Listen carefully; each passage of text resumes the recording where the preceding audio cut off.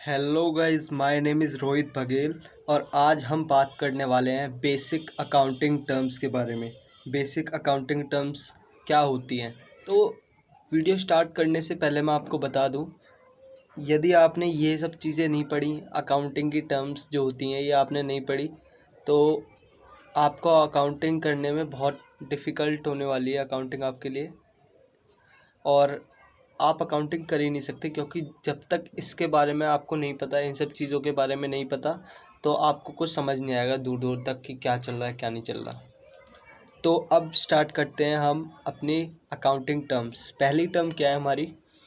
Business transactions. Business transactions क्या होती हैं? जब पैसों का लेन देन होता है ना, जब पैसे आते हैं, आउटफ्लो और इनफ्लो मनी का, तो उसे बिज़नेस ट्रांजैक्शन बोलते हैं। वो हमारी ट्रांजैक्शन होती है। जैसे कि हमने कोई मशीनरी खरीदी और पैसे दिए, तो हमारे पैसे गए, मशीनरी आई, ये हमारी एक ट्रांजैक्शन हो गई। ओके। एंड सेकंड है अकाउंट। अकाउंट क्या होता है?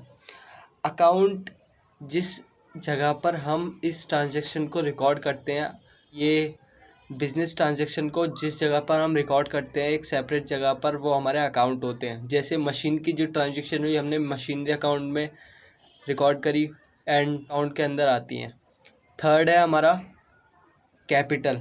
कैपिटल क्या होता है? जब कोई ओनर होता है, बिज़नेस स्टार्ट करता है और शुरुआत में जब वो पैसे लेकर आता है, जो पैसे वो इन्वेस्ट करता है अपनी कंपनी में, वो हमारी कैपिटल होती है। नेक्स्ट है ड्राइंग। ड्राइंग क्या होती है? जब बिजनेस में से अपने पर्सनल यूज़ के लिए पैसा निकाला जाता है, विड्रॉ किया जाता है अपने पर्सनल यूज़ के लिए पैसे बिजनेस के अंदर से, वो हमारी ड्राइंग्स होती हैं, उसे हम ड्राइंग्स कहते हैं। फिफ्थ पॉइंट क्या होता है? लायबिलिटी। लायबिलिटीज़ क्या होती हैं? ये लायबिलिटी होती है जो हमने किसी और से पैसे ले रखा है, वो हमें पे करना है बाद में। हमें अभी हमने पैसा ले रखा है किसी से, और हमें बाद में जो चीज़ पे करनी है वो हमारी लायबिलिटीज़ हैं। कैसे? देखो, नॉन करेंट लायबिलिटीज़, एक current liabilities. Non current liabilities क्या होती है? जो 1 साल के बाद हमें पे करनी होती है। और करेंट लायबिलिटी वो होती है जो 1 साल के अंदर हमें पे करनी होती है। क्योंकि लायबिलिटी दोबारा समझा देता हूँ। इसको हमने किसी से लिया, उधार पे कोई चीज़ ली और उसे हमें पे करना है बाद में, तो वो हमारी लायबिलिटीज़ होती हैं। शॉर्ट में यही मीनिंग है लायबिलिटीज़ का। जैसे क्रेडिटर हो गया हमारा, बिल्स पेबल हो गया। क्रेडिटर मतलब हमने उधार लिया और उसे हमें पैसे पे करने हैं बाद में। सिक्स्थ पॉइंट है असेट्स। सिक्स पॉइंट है असेट्स। असेट्स में क्या होता है? Machinery, furniture. असेट्स होते क्या हैं? असेट्स मतलब जो बिज़नेस की हेल्प करते हैं और पैसा अर्न करने में, बिज़नेस चलाने में, बिज़नेस में और पैसा अर्न करने में जो बिज़नेस की मदद करते हैं, वो असेट्स होते हैं। सेवन्थ है रिसिप्ट। जब किसी चीज़ को सेल करने के बाद जो भी अमाउंट हमें मिलती है, जो भी अमाउंट हमें रिसीव होती है, वो रिसिप्ट होती है। एंड एट्थ पॉइंट है एक्सपेंसेस। एक्सपेंस क्या है? एक्सपेंस का मतलब होता है खर्चा। अब ये कैसा खर्चा है?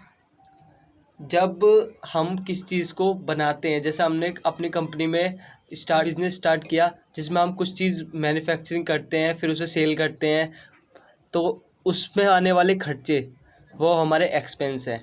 किसी चीज़ को बनाने के लिए और उसे बेचने के लिए और उसे लाने के लिए होने वाले खर्चे वो हमारे एक्सपेंस कहलाते हैं। नाइन्थ पॉइंट है इनकम। इनकम क्या होती है? किसी चीज़ को बेच के जो अमाउंट हमें मिलता है, जैसे ये इनकम है हमारी, ठीक है। किसी चीज़ को हमने बेचा, जैसे सपोज़ हमने एक मशीनरी बनाई, उसे हमने बेच दिया, उससे जो भी अमाउंट हमें मिली और उसमें से हमने अपने खर्चे, जो मशीनरी में जितने पैसे हमारे लगे, वो हमने माइनस कर दिया, अपने खर्चे घटा दिए, तो जो भी अमाउंट बचता है वो हमारी इनकम होती है। इतने हमने कमाए, ठीक है। अब प्रॉफिट क्या होता है? प्रॉफिट होता है कि सारी जो इनकम होती है उसको हम 1 साल के अंदर देखते हैं। 1 साल में हम देखते हैं कि कितने हमें रेवेन्यू हुई और कितने हमारे एक्सपेंस हुए, कितने खर्चे हुए और कितने हमारे पास पैसे आए, वो सब चीज़ें। रेवेन्यू ज़्यादा होते हैं, जो हम पे पैसे आए वो ज़्यादा हुआ तो हमारा प्रॉफिट होगा। ये हम पर ईयर देखते हैं, ये हम रोज़ रोज़ नहीं देख सकते कि आज का कितना है, कल का कितना है, ये सब नहीं। ये हम पर ईयर देखते हैं ज़्यादातर, क्योंकि कहते हैं ना कि जैसे 2016 में आपकी कंपनी का प्रॉफिट कितना था, ये सब चीज़ें। तो प्रॉफिट होता है जो हम पर ईयर देखते हैं कि एक साल में कितने रेवेन्यू हुए और कितने एक्सपेंसेस हुए, उस सब चीज़ को हम कहते हैं प्रॉफिट।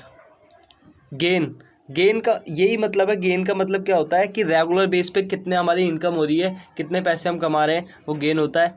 लॉस का मतलब क्या होता है, जब एक्सपेंस साल भर में एक्सपेंस ज़्यादा हो और रेवेन्यू कम हो, उसे हम लॉस कहते हैं। हमारी कंपनी लॉस में जा रही है, मतलब जब खर्चे ज़्यादा हुए और जो हम पे पैसे आ रहे हैं, इनकम कम है, तो लॉस ही तो होगा। खर्चे ज़्यादा, इनकम कम, तो लॉस होगा। अब 13 पॉइंट, परचेज़। अब परचेज़ क्या होता है? अब परचेज़ तो सबको ही पता है, खरीदना। परचेज़ का मतलब होता है खरीदना, किस चीज़ को खरीदना। खरीदना क्या खरीदना? जो जिस चीज़ का हमारा काम है वो चीज़ खरीदनी। जैसे हमारा बिज़नेस है कि हम मशीन बनाते हैं हम। तो मशीन बनाने के लिए जो भी रॉ मटेरियल है हम वो चीज़ खरीदेंगे, तो वो हमारा परचेज़ कहलाते हैं। कुछ भी चीज़ खरीदना वो हमारा परचेज़ नहीं होते। जिस चीज़ का हमारा काम है वो चीज़ खरीदना परचेजेस होते हैं।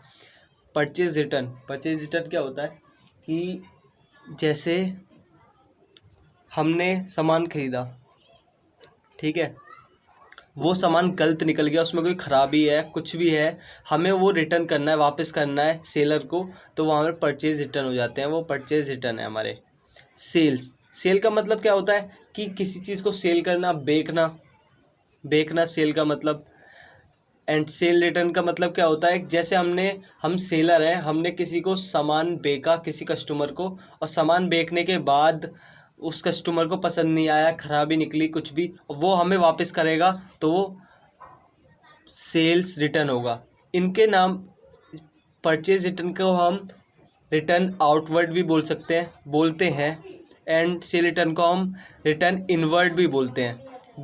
गुड्स क्या होते हैं हमारे, कि जो भी टेंजिबल आइटम होते हैं, टेंजिबल चीज़ें होती हैं जिसे हम छू सकते हैं, हम वो खरीदते हैं बेचने के लिए कुछ चीज़ हम खरीदते हैं, वो हमारे गुड्स होते हैं। जैसे कि हमने वही एग्जांपल लेते हैं, मशीनरी का सामान खरीदा हमने, अब उस सामान को बना के हम बेचेंगे ना, हमने बेचने के लिए खरीदा, तो हमारे गुड्स हैं।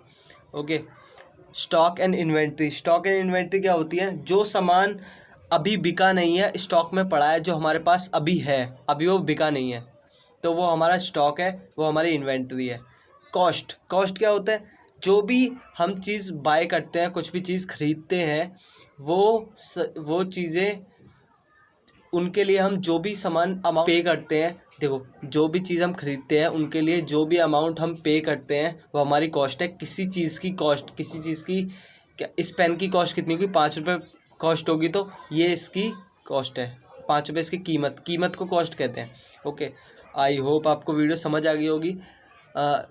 अच्छे से मैंने समझाने की पूरी कोशिश करी है, पर इसका पार्ट 2 भी आने वाला है बहुत जल्द, कल आ जाएगा। तो वीडियो पसंद आई तो लाइक करें, चैनल को सब्सक्राइब करें एंड कमेंट करें। कुछ समझ नहीं आया तो वो मैं डीपली अच्छे से समझा सकता हूँ आपको। Thank you so much.